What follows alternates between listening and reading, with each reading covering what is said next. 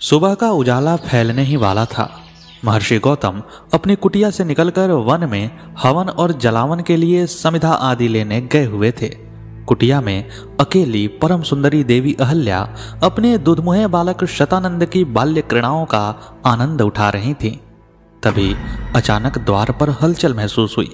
देवी ने पलटकर देखा तो महर्षि गौतम खड़े मुस्कुरा रहे थे, लेकिन उनकी मुस्कुराहट में चिर परिचित सौम्य पवित्रता की जगह वासना का तीव्र उन्माद झलक रहा था।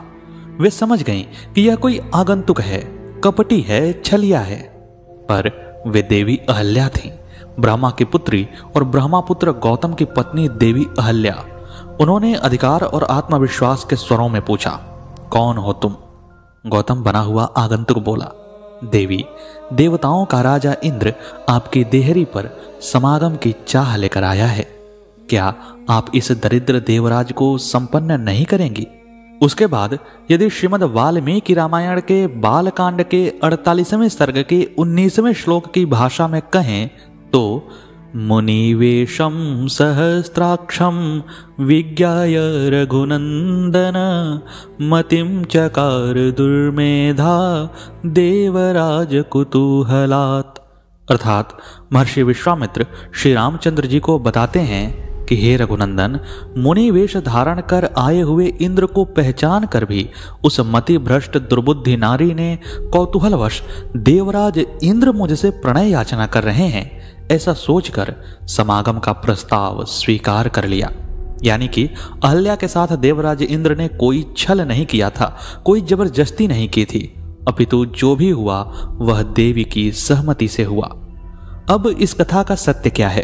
अहल्या को लेकर इंद्र इतने काम भाव से क्यों भरे हुए थे?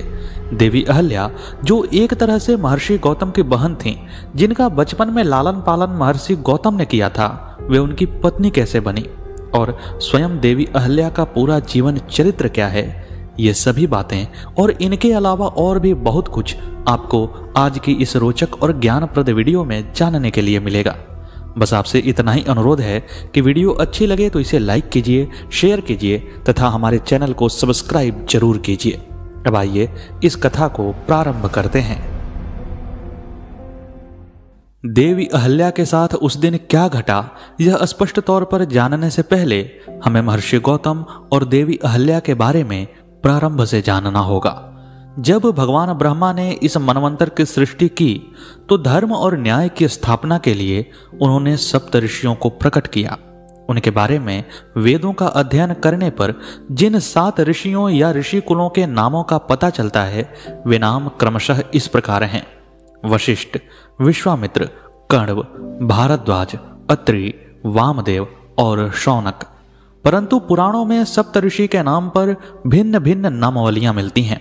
विष्णु पुराण के अनुसार इस मनवंतर के सप्तऋषि इस प्रकार हैं: वशिष्ठ, काश्यपो, अत्रिर्जमदग्निस्, गौतम, विश्वामित्र, भरद्वाजो सप्त सप्तर्षयो भवन। अर्थात 7वें मनवंतर के सप्तऋषि हैं वशिष्ठ, कश्यप, अत्रि, जमदग्नि, गौतम, विश्वामित्र और भारद्वाज। इस प्रकार महर्षि गौतम ब्रह्मा जी के मानस पुत्र माने जाते हैं। कहते हैं कि वे न्याय शास्त्र के प्रवर्तक के रूप में उत्पन्न किए गए थे, अतः जन्म के समय वे अंधे थे। उनके लिए यह सृष्टि अंधकार में थी, तम से भरी हुई थी। विभिन्न उपनिषदों और पुराणों के वर्णनों के अनुसार महर्षि गौतम पशुपालक थे। उन्होंने कामधेनु की उत्तम सेवा की, जिससे वे उन पर प्रसन्न हुई और माता कामधेनु की सेवा करने के पुण्य प्रभाव से गौ माता की कृपा से उन्हें दृष्टि प्रदान हो गई। उनका तम समाप्त हो गया और यहां से उनका नाम पड़ा गौतम। गौतम ब्रह्मा जी के मानस पुत्र थे। वे सृष्टि के अग्रणी विद्वानों में गिने जाते थे और गौ सेवा के साथ साथ दर्शन और विज्ञान की नई अवधारणाओं का विकास कर रहे थे। उन्हीं दिनों ब्रह्मा जी ने देवी अहल्या की सृष्टि की। श्रीमद् वाल्मीकि रामायण के उत्तरकांड के 30वें सर्ग में स्वयं ब्रह्मा जी इंद्रदेव से कहते हैं कि मैंने सृष्टि की एक रूपता और निरस्ता से ऊबकर एक अपूर्व सुंदर रूप की उत्पत्ति की कामना की। मैं संपूर्ण ब्रह्मांड की सुंदरताओं का समावेशन एक जगह पर करना चाहता था। तब मैंने अपने विचार के अनुसार एक अनुपम स्त्री को उत्पन्न किया। वह पूरे ब्रह्मांड में अद्वितीय सुंदरी होने वाली थी। उसके यौवन का सौंदर्य किसी भी उपमा से वर्णित नहीं किया जा सकता था। इसी अद्वितीय रूप सौंदर्य के कारण मैंने उस बालिका का नाम रखा अहल्या। अहल्या शब्द दो भागों में विभाजित किया जा सकता है।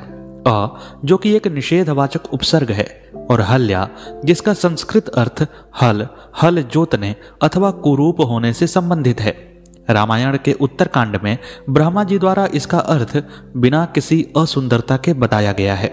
यहाँ ब्रह्मा जी इंद्रदेव को यह बता रहे हैं कि किस प्रकार सृष्टि की सुंदरतम रचनाओं से तत्वों को लेकर उन्होंने अहल्या के अंगों में उनका समावेश करके अहल्या की रचना की।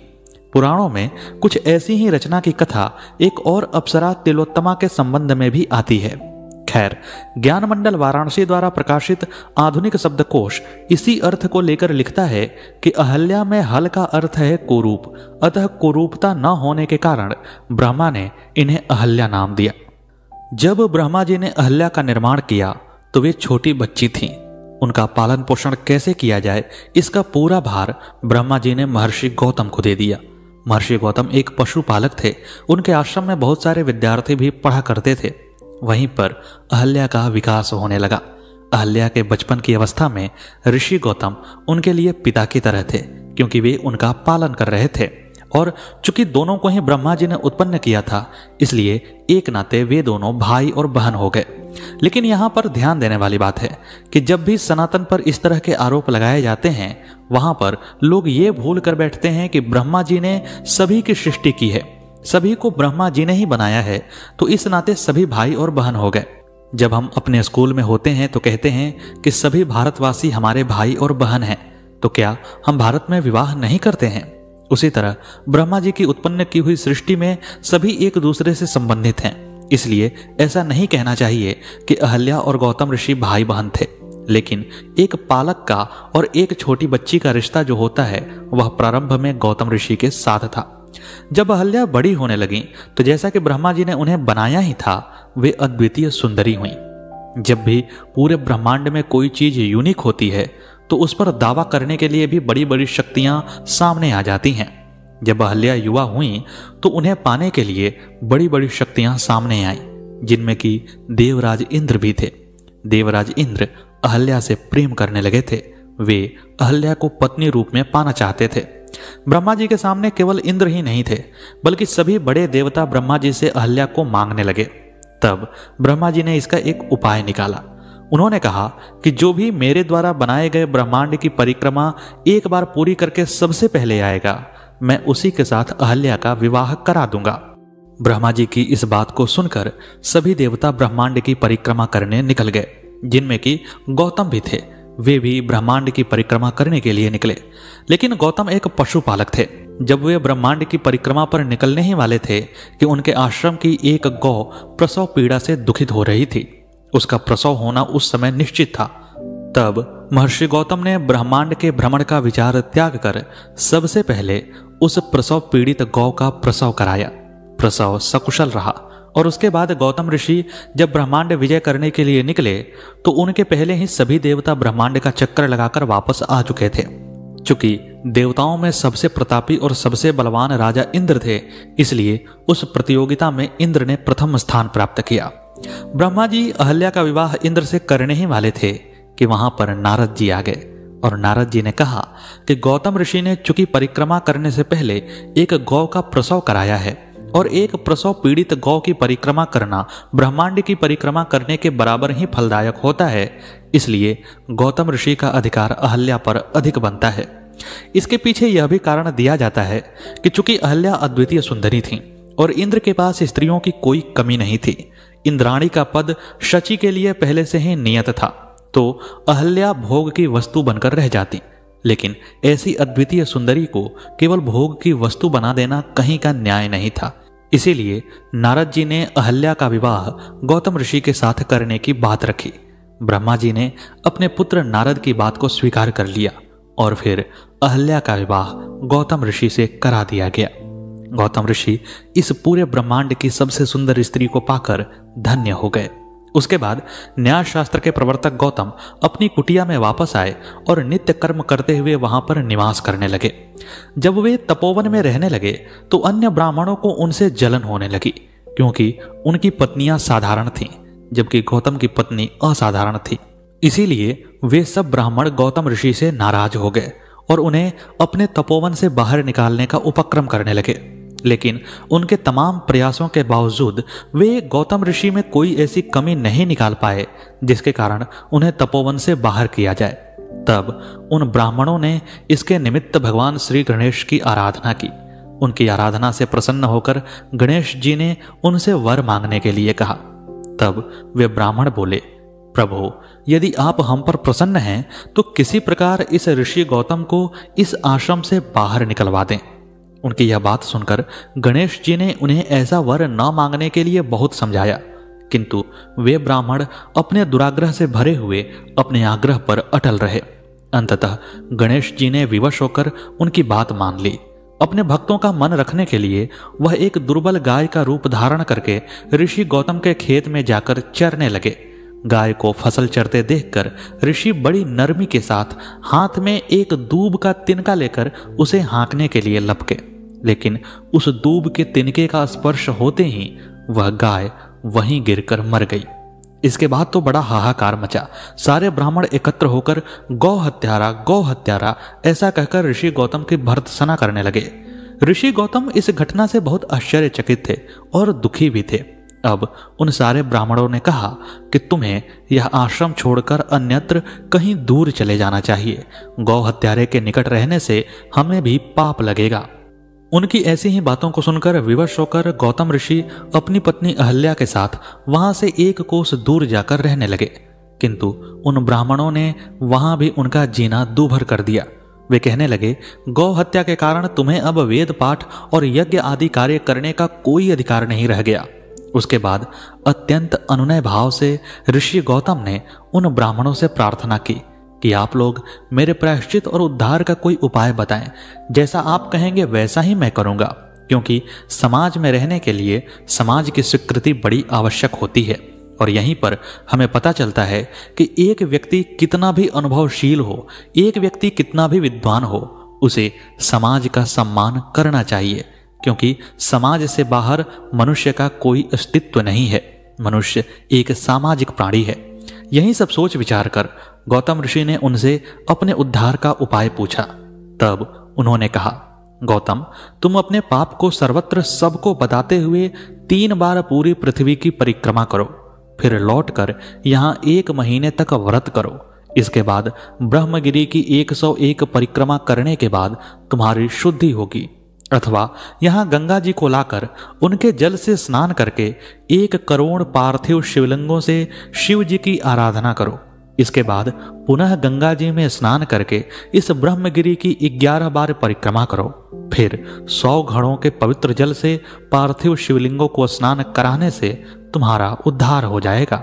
ब्राह्मणों के कथनानुसार महर्षि गौतम ने वे सारे कार्य पूरे किए और फिर पत्नी के साथ पूर्णतः तल्लीन होकर भगवान शिव की आराधना करने लगे। इस आराधना से प्रसन्न होकर भगवान शिव ने प्रकट होकर उनसे वर मांगने को कहा। महर्षि गौतम ने उनसे कहा, भगवान, मैं यही चाहता हूं कि आप मुझे गौ हत्या के पाप से मुक्त कर दें। भगवान शिव ने कहा, गौतम, तुम सर्वथा निष्पाप हो। गौ हत्या का अपराध तुम पर छल पूर्वक लगाया गया था। छल पूर्वक ऐसा करवाने वाले तुम्हारे आश्रम के ब्राह्मणों को मैं दंड देना चाहता हूं। इस बात को सुनकर महर्षि गौतम ने कहा, प्रभु, उन्हीं के निमित्त तो मुझे आपका दर्शन प्राप्त हुआ है। अब उन्हें मेरा परम हित समझकर उन पर आप क्रोध न करें। बहुत से ऋषियों, मुनियों और देवगणों ने वहां एकत्र हो गौतम की बात का अनुमोदन करते हुए भगवान शिव से सदा वहां निवास करने की प्रार्थना की। वह उनकी बात मानकर वहां त्रयंबकेश्वर ज्योतिर्लिंग के नाम से स्थित हो गए और गौतम जी द्वारा लाई गई गंगा जी वहां पास में गोदावरी नाम से प्रवाहित होने लगी। अपने साथ ऐसा अत्याचार करने वाले लोगों को भी माफ कर देने वाले महर्षि गौतम अपनी पत्नी अहल्या को बिना किसी अपराध के दंड दे दें, यह समझ से बाहर की बात है। तो फिर उस दिन आखिर क्या हुआ था, इसे जानने के लिए आप इस वीडियो को आगे भी देखिए। महर्षि गौतम का मन वहां से उचट चुका था। वे अपनी पत्नी अहल्या के साथ मिथिला क्षेत्र के जंगलों में आकर बस गए। उनका नया आश्रम पशुओं और विद्यार्थियों से सदा गुंजायमान रहने लगा। जीवन शांत और सुखमय था, लेकिन यह शांति तूफान के आने से पहले की शांति थी। इंद्र के मन की काम वासना महर्षि गौतम, अहल्या और बालक शतानंद के जीवन को तबाह कर देने वाली थी। उस दिन भी महर्षि गौतम नित्य की भांति सुबह के धुंधलके में समिधा आदि लेने वन में गए हुए थे। देवी अहल्या अपने पुत्र शतानंद की निद्रा में स्वप्न देखकर की जा रही अटखेलियों का आनंद ले रही थीं। तभी उन्हें प्रवेश द्वार पर कुछ हलचल महसूस हुई। यह गौतम ऋषि के आने का समय नहीं था। अहल्या अपने द्वार पर जाकर देखती हैं कि गौतम ऋषि वहां पर उपस्थित हैं और वे उनकी तरफ काम भावना से भरे हुए देख रहे हैं। असमय आए हुए महर्षि गौतम के चेहरे पर अपरिचित भावों को देखकर अहल्या समझ गईं कि यह कोई छलिया है, कोई आगंतुक है जो छल से महर्षि गौतम का वेश धरकर मेरे पास आया है। उन्होंने कड़कती हुई आवाज में पूछा कि कौन हो तुम?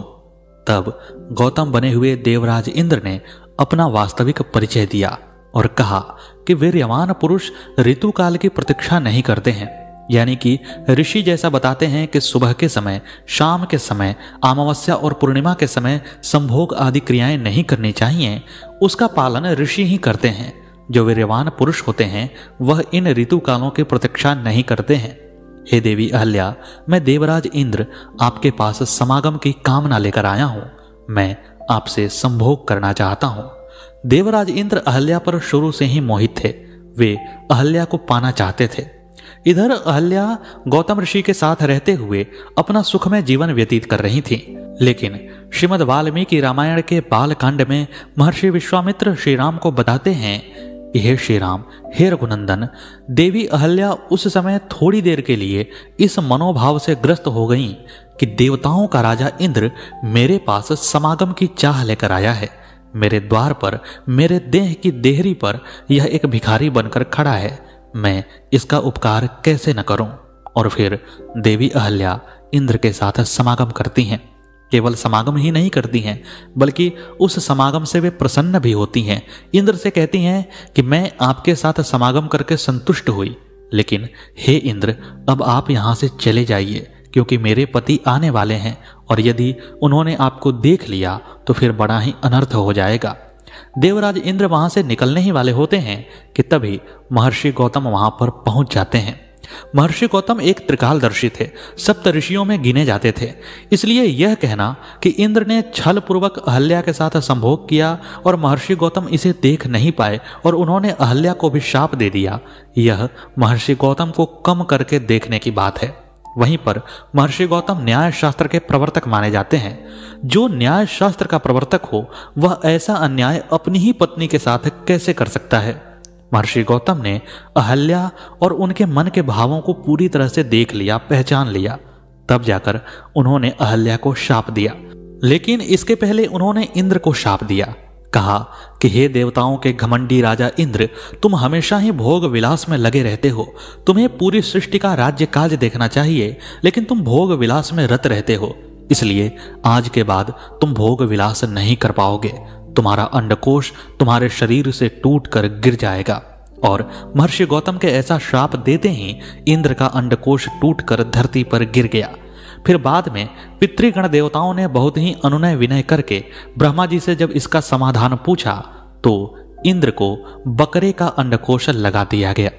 वहीं पर गौतम ऋषि अपनी पत्नी के मनोभावों को देखकर बड़े ही दुखित हुए। वे अहल्या से बहुत प्रेम किया करते थे। उन्होंने अहल्या को यह शाप दिया कि अहल्ये, तुम इस आश्रम में यहीं पर रहते हुए इस प्रकार निवास करोगी कि तुम्हें कोई दूसरा प्राणी देख भी नहीं पाएगा। जब तक त्रेता युग में भगवान श्री राम का आगमन नहीं होगा तब तक तुम राख एवं धूल से लिपटी हुई यहाँ पर अकेले निवास करोगी। तुम्हारे शरीर में केवल इतनी ही ऊर्जा शेष रहेगी कि तुम जीवित रहो।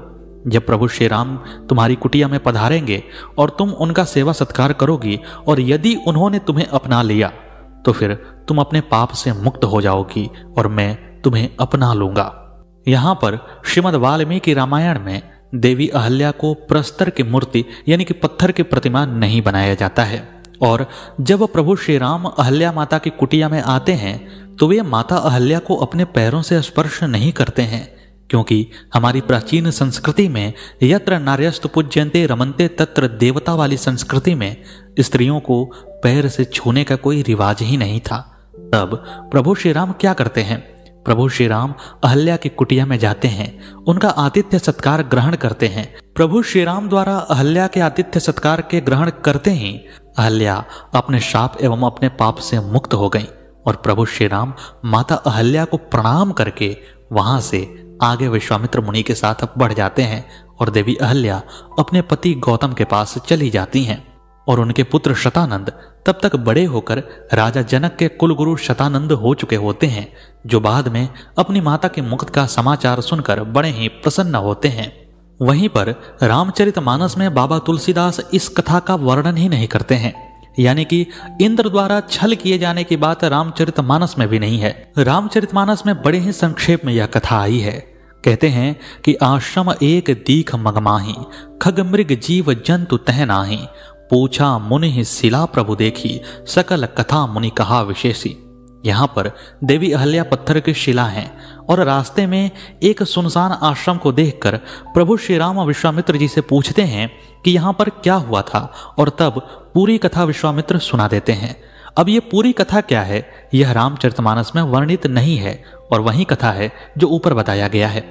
उसके बाद एक दोहा आता है कि गौतम नारी शाप बस, उपल देह धरि धीर, चरण कमल रज चाहती, कृपा करहु रघुबीर।